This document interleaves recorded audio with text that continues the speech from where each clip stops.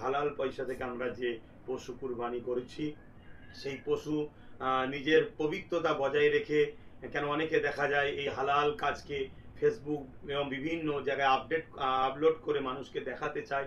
এভাবে তাকাব্বুরি করে দেখিয়ে কোনো লাভ নাই, রেসারেসি করে কোনো লাভ নাই। আল্লাহর খুশির জন্য করবেন, এবং যে সিন্নিটা হয় সেই সিন্নিটা আত্মীয় স্বজন গরিব মানুষের বাড়িতে যখন দেবেন ভালো পলিথিন ব্যবহার করবেন, কেন অনেক সময় এই সিন্নির থেকে কিছু রাস্তায় না পড়ে যায়, এটা খেয়াল রাখতে হবে, কারণ এটা খুব পবিত্র জিনিস। ওই রাস্তাটাতে পা পড়বে, যেটা কবিরা গুনাহ বা বিপদ হতে পারে, আমাদের জন্য পবিত্রতা নষ্ট হতে পারে, এটাকে মাথায় রাখতে হবে। এবং পাশাপাশি আমরা যে জায়গায় করব সেটাকে পর্দার সাথে একটা সেফটি জায়গায় করব।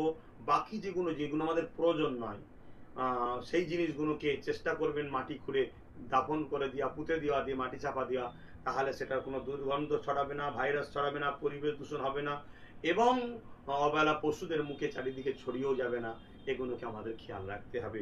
পাশাপাশি আমার দেশ সর্বধর্মের মানুষের দেশ, ইসলাম কখনো কারো ক্ষতি কষ্ট দিয়ে কোনো ধর্মের কাজ শেখায়নি আমাদেরকে।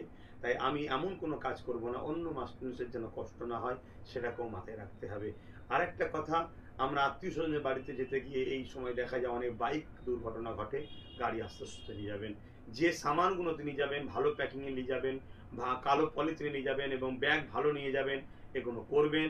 অনুরোধ করছি, দুটো কথা বিশেষ করে গুরুত্ব দেবেন। তিনটে কথা, একটা হলো অবশিষ্ট যে জিনিসগুলো আমাদের প্রয়োজন নয় সেগুলো ভালোভাবে দাফন করবেন, মাটি চাপা দিয়ে দেবেন, বা এমন জায়গায় ফেলবেন যেখানে যেন কোনো ভাইরাস না আসে, কারণ আমাদেরই বাচ্চাদের ক্ষতি হবে। জায়গাকে স্যানিটাইজ করবেন, পরিষ্কার পরিচ্ছন্ন রাখবেন, ফ্লাইন দেবেন। এবং পাশাপাশি দ্বিতীয় নম্বর কথা, বাইক আস্তে চালাবেন।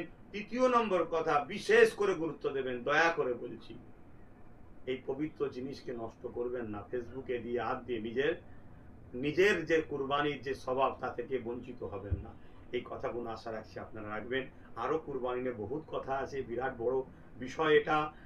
সংক্ষেপ সময় আপনাদের কাছে প্রতি জুম্মা এসে থাকি, প্রশ্ন উত্তর পর্ব।